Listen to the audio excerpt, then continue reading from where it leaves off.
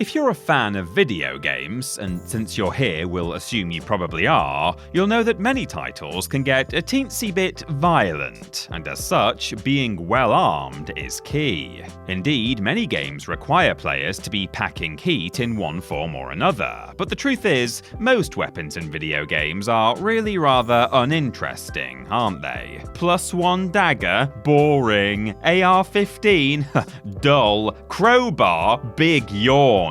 Give us colourful, wacky weapons with whirring doodads and silly projectiles, and if they're shaped like a Wilson, even better.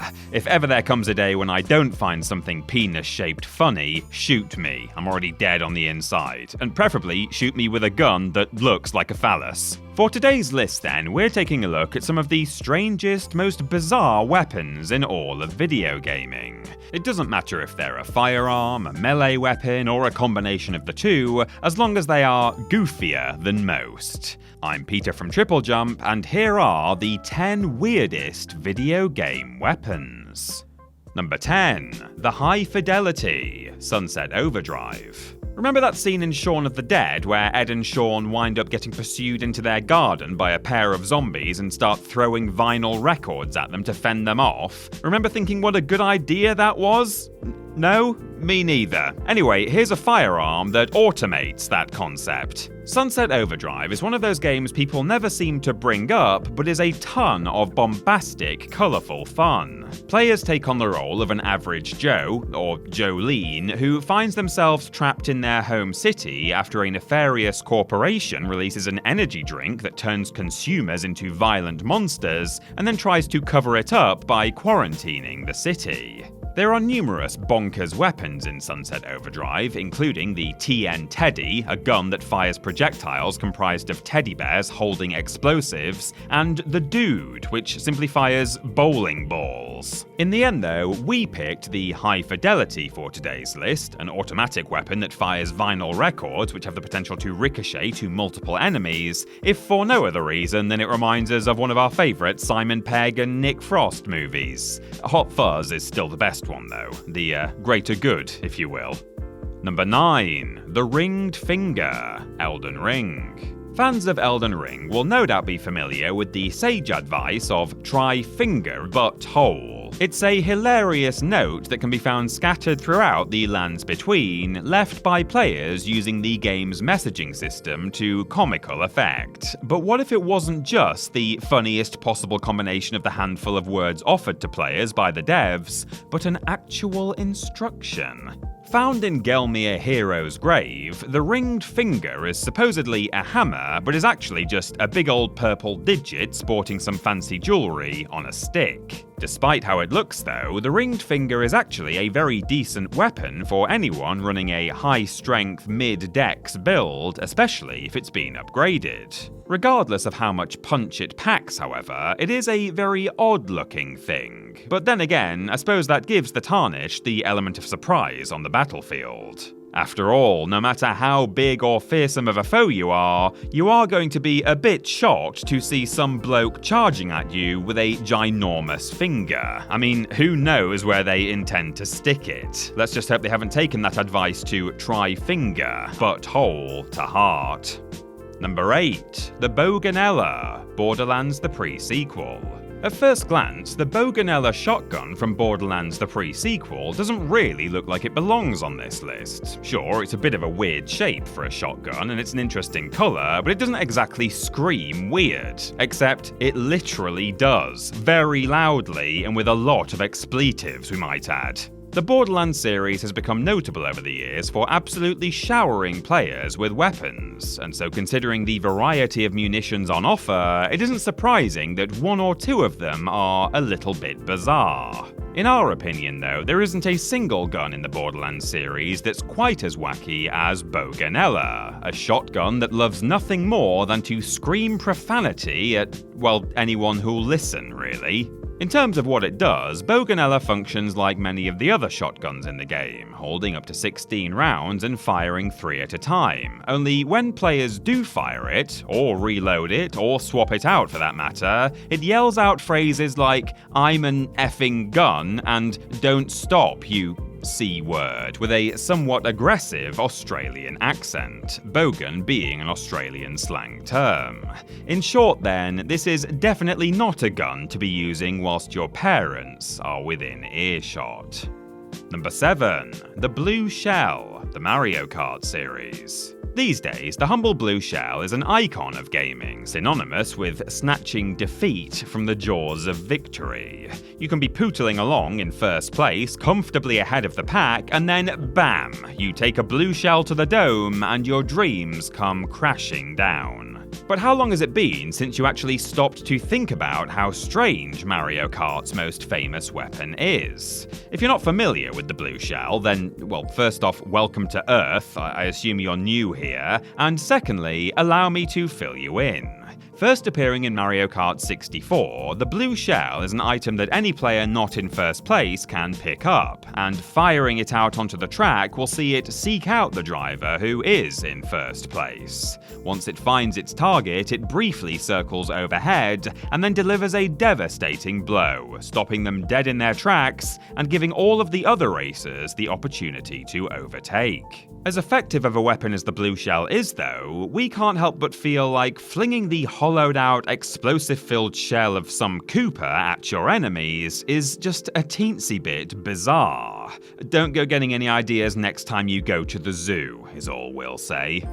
Number 6. The Super Sheep, the Worms series. When you think about it, the Worms series of video games is somewhat strange in and of itself. Platoons of anthropomorphic earthworms going to war and shooting each other with actual guns? Madness. It's no wonder then that given that the premise of the Worms titles is so peculiar, that the weaponry contained therein is also a tad wacky. A concrete donkey with the ability to smash through even the toughest ground, a dynamite-toting elderly lady, a hand grenade that looks like it's been taken from the Vatican's secret arsenal. These are all weird enough, but in our opinion, not one of those items comes close to beating, or should that be bleating, the bizarreness of the Super Sheep.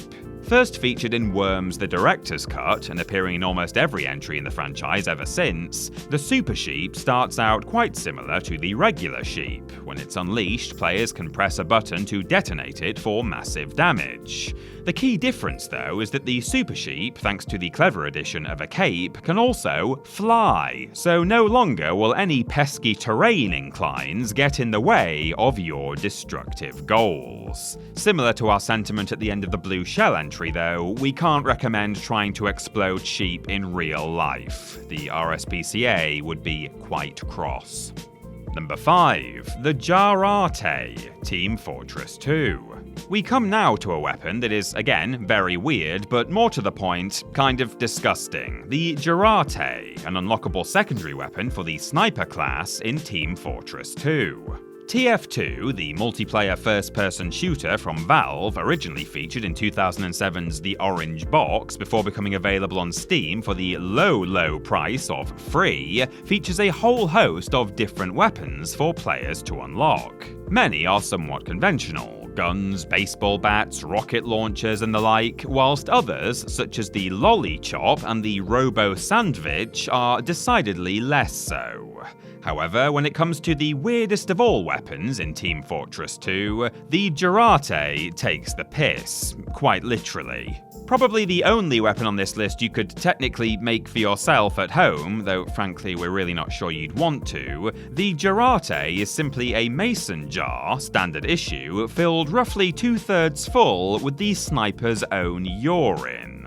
Of course, if you don't have your own urine, store-bought is fine. Though the Jarate itself doesn't do any physical damage, it does coat its victim in piss, which is probably fairly traumatizing, and so we are very happy to count it as a weapon for the purposes of this list. I mean, let's face it, if you actually did do this in real life, it would definitely be an assault charge. Number 4. The Atomic Toaster, MDK2. When you think of BioWare, you probably think of games like Star Wars Knights of the Old Republic, Baldur's Gate, and Mass Effect, all of which are decidedly light on weird weaponry, relatively speaking. Thankfully, the oft-forgotten MDK2 more than makes up for those games' shortcomings in the oddball ordnance department. MDK2, as the name might suggest, is the follow-up to 1997's MDK, and sees protagonists Kurt Hectic, Dr. Hawkins, and Max facing off against aliens who have invaded the planet. In Stage 3, Dr. Hawkins discovers a toaster and a loaf of bread, and whilst these items combine to produce infinite toast, they're not really all that useful. That is, of course, until the toaster gets dipped into a vat of plutonium, which upgrades it to the atomic toaster, which, when combined with bread now, fires projectiles, with different types of bread providing different effects. For example, loading a baguette into the atomic toaster creates a homing missile, whereas sticking a bit of pumpernickel in there will produce something akin to a grenade. Unfortunately though, after its dip in the vat, the toaster does become incapable of producing actual toast, which is, in our opinion anyway, a downgrade in every conceivable way. Number 3. The Cow Launcher, South Park. I don't think it's unfair to say that the South Park video game released in 1998 for the Nintendo 64 is one of the worst games ever made. I mean, there are a lot of bad games out there, so maybe I'm being a bit harsh, but either way, it's certainly among the least good South Park games of all time. It's also home to one of the silliest weapons in all of video gaming, so while it might not be decent in and of itself, it is, at the very least, somewhat memorable, we suppose. In South Park, everyone's favourite foul-mouthed preteens discover that a comet, which is supposedly a force of pure, concentrated evil, is heading towards their beloved quiet mountain town, and so decide to take up arms and investigate the threat. One of said arms happens to be a gun that fires, wait for it, cows. Yes, you heard that right. South Park for the N64 features a gun that fires cows, and when they reach their target, of course, they explode. We're not really sure why this happens. We assume cows are in abundance in South Park, and as such, they make for plentiful projectiles, but who's to say for sure? What we really want to know, though, is how much protein these 8-year-old boys are getting through to be able to lift a weapon that is loaded with multiple cows. I mean, the sheer weight of it should have killed Kenny, but surprise, he's fine. Number 2. The Penetrator, Saints Row III. You know what we were saying in the intro about weapons shaped like phalluses? Well, behold the Penetrator. Isn't it just magnificent? Whilst Saints Row 2 began to embrace the irreverent humour the series is now known for, Saints Row III welcomed it with open arms, completely eschewing the serious in favour of the daft, which is presumably how we ended up with a weapon like the Penetrator. This melee weapon is basically just a baseball bat shaped like a long, floppy purple penis, and can be acquired in a number of ways. It's available for purchase at Friendly Fire and from the mascots in the medium and hard levels of Professor Genki's super ethical reality climax, and is also given as a reward for completing the Return to Steelport mission. There really isn't all that much more to say about the Penetrator. It really is just a big old rubber Wilson that you hit people with to make them go away. And frankly, I don't think it gets much weirder than that. Oh wait, what's that? There's also a festive version in Saints Row 4 that looks like a candy cane, Johnson. Yeah, you know what? Of course there is. I'm not even surprised. Things don't really get more Christmassy than a ginormous wang, now do they? And number 1, the Land Shark Gun, armed and dangerous. You've heard of the right to bear arms, but now get ready for the right to shark arms. What do you mean the bear in bear arms doesn't refer to an actual bear? Developed by Planet Moon Studios and published by LucasArts, Armed and Dangerous sees Roman, Q, and Jonesy attempting to pull off a heist in order to steal the Book of Rule, a magical tome which offers great power to anyone who is able to use it. Regrettably though, it's enchanted with a locking spell which which will transform it into the Book of Basket Weaving if it's tampered with, and so they must also recruit Rexus, who they suspect will be able to disable the charm and help them get their hands on the book before the villainous King Forge can use it to turn the kingdom into a theme park and enslave the world. As you can probably tell from the plot synopsis, Armed and Dangerous is a bit daft, and so it's hardly surprising it features equally daft weapons, like the Land Shark gun. This fish-shaped firearm doesn't just look a bit odd though. When fired, it causes a monstrous great white to erupt from the ground and swallow up any unfortunate soul who happens to be too close. Absolutely bonkers. I think all the enemies in this game are going to need a bigger boat.